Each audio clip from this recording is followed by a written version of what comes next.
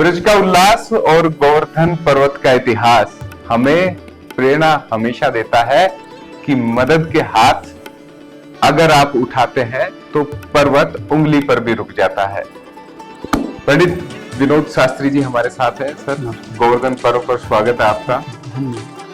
ये चूंकि राजस्थान में है, हम जयपुर में, लेकिन ब्रज की भूमि पूरी मानी जाती है और उल्लास भी है। और कहते हैं श्री कृष्ण का जुड़ाव गौ माता से बेहद अहम था। और हमारे तो घर घर में पूजनीय माँ स्वरूपा है गौ माता।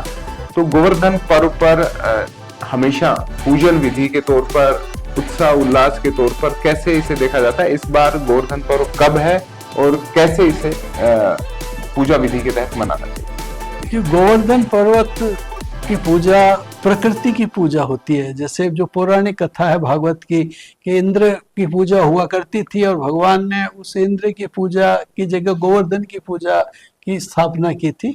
और वो प्रकृति की पूजा है, ये वास्तव में प्रकृति की पूजा है। क्योंकि कोई भी व्यक्ति, चाहे उसका शरीर स्वस्थ रहे, जैसे धनतेरस के दिन धन्वंतरी त्रयोदशी के दिन होता है, कितनी ही रूपवती हो या कितना ही रूपवान हो और कितना ही धन धान्य उसके पास में हो जाए, यदि वो प्रकृति की पूजा नहीं करेगा तो ये सब बेकार हो जाएंगे। क्योंकि यावत भूमंडलम दत्ते सशैलम अनकाननम तावत तिष्ठति मेदिन्याम संतति पुत्र पौत्र की, कि जब तक धरती पर ये जंगल हैं, ये नदियां हैं, ये पहाड़ हैं, तब तक ही ये सृष्टि है। ये समाप्त हो जाएंगे तो कुछ नहीं रहेगा। इसलिए प्रकृति पूजन सबसे महत्वपूर्ण होता है और इसीलिए लक्ष्मी पूजन का ये एक भाग होता है। और प्रकृति पूजन के लिए कि किसान खेती करता है और पहला अन्न जब आता है तो उस अन्न का यज्ञ किया जाता है और वो अन्न का यज्ञ ही अन्येष्टि होता है, वो अन्नकूट होता है। और वही गोवर्धन पूजा होती है। गोवर्धन पूजा में भगवान गोवर्धन गिरिराज जी की जो पूजा होती है वो भी प्रकृति की ही पूजा है, वो इंद्र के स्वरूप की ही पूजा है। भगवान ने इंद्र को सबक सिखाया था, क्योंकि अहंकार को वो कभी भी पूजने नहीं देते। अहंकार शून्य होकर के व्यक्ति अगर रहेगा तो वो निश्चित रूप से पूजने के योग्य होगा।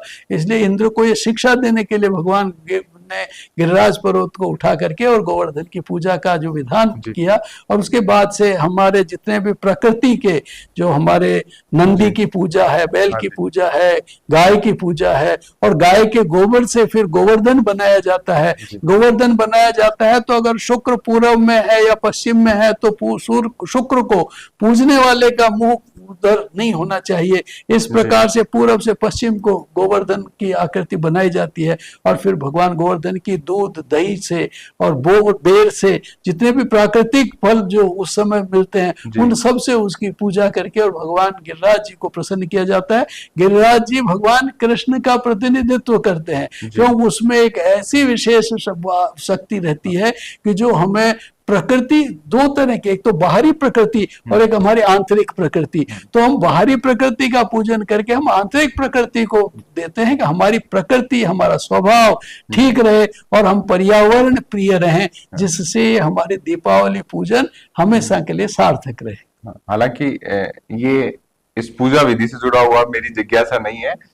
गिरिराज जी की जब बात हो रही थी तो गिरिराज धनी की जय तो अब राजस्थान की राजनीति में भी है कि कैसे पूछरी का लोटा की बात करें या उस ब्रज भूमि की बात करें, मुख्यमंत्री जिस पृष्ठभूमि से आते हैं तो अब वो बहुत मानते हैं इन चीजों को कि उनकी कृपा से सब मिला है, तो शक्ति के तौर पर इसे देखा जाता है। इसमें कोई दो राय नहीं, लोगों को भाव प्रधान है कि अगर आपके भाव हैं तो निश्चित रूप से भगवान गिरिराज जी, भगवान कृष्ण, गोवर्धन, ये निश्चित रूप से ही एक अद्भुत फल देने वाले हैं। इनकी महिमा तो वहां जाने पर ही, उसकी पूजा करने वाला ही जान सकता है कि वो क्या है, क्योंकि उन कई अवर्णनीय होते हैं। इसलिए जो गिरिराज को इस दिन गोवर्धन की जो विशेष पूजा, दिवाली पर गोवर्धन को जो विशेष स्थान दिया गया है, ये बहुत महत्वपूर्ण है। पूंछड़ी का लोटा तो राजस्थान में ही आता है, क्योंकि गिरिराज जी की जो परिक्रमा है 21 किलोमीटर की, उसमें से एक कुछ भाग राजस्थान में भी आता है। इसलिए राजस्थान भी सौभाग्यशाली है कि भगवान के कृष्ण के चरण यहाँ पर गए, यहाँ से द्वारिका गए तो भी राजस्थान में होकर के गए। जी, जी। इसलिए भगवान का तो यहाँ पर एक बहुत बड़ा जो भगवान श्रीनाथ जी हैं वो भी स्वयं गिरिराज जी, जी। जी को धारण किए हुए उनकी बिल्कुल प्रतिमा है। जी। इसलिए ये गिरिराज जी तो अपने आप में अद्भुत है, और इसका तो वही जो भाव से यदि भगवान की पूजा करता हो निश्चित रूप से 100% उनको प्राप्ति होती है जी। और उनकी मनोकामनाएं भी पूर्ण तो होती है। ये अब की बार 22 अक्टूबर 22 अक्टूबर को गोवर्धन पूजा होगी जी। जी। कुछ विशेष ध्यान रखना हो कुछ? बस प्रकृति की पूजा है तो उसमें जो वे गोवर्धन बना करके शाम को जी। आप पूजा करें, वो जैसे नित्य पूजा करते हैं वैसे हाँ। उनकी पूजा करके भगवान गोवर्धन की आरती करें। और अपने जितने भी, जैसे पहले तो गांव में बैल वगैरह होते थे उससे जी। उसकी परिक्रमा लगा करके उनके खुर से उसको कुचला जाता था। जी। कि उनका खुर जब तक गिरिराज जी पर आता था तो उसमें डाब वगैरह सारे उसमें लगाए जाते थे। जी।